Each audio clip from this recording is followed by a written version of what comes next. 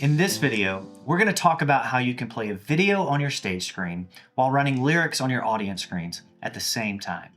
This is especially useful if you have performers who need visual cues on top of the lyrics.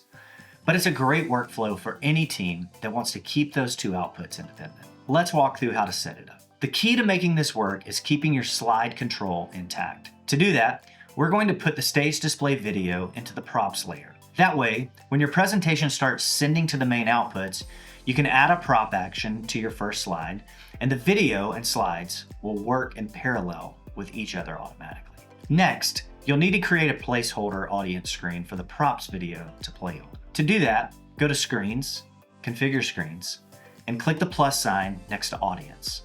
Select New Placeholder, and choose the best resolution for your setup. Be sure the placeholder's name is easy to pick out, as this will be needed to complete the process.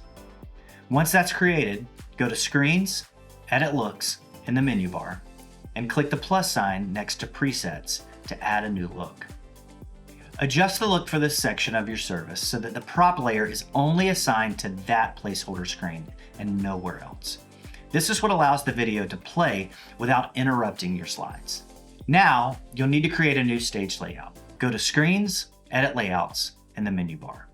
Hit the plus sign in the top left corner next to the Stage Layouts and select Blank.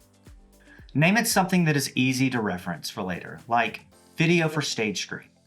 Next, add a screen preview element to that layout and assign that screen preview to the placeholder screen you just created. That's what will deliver the video to your performers on the stage display. Once all of those components are in place, you'll be able to start the video in props, switch to our new look, and change the stage display layout using a slide action or macro. Then, advance through your slides like you would on any other service.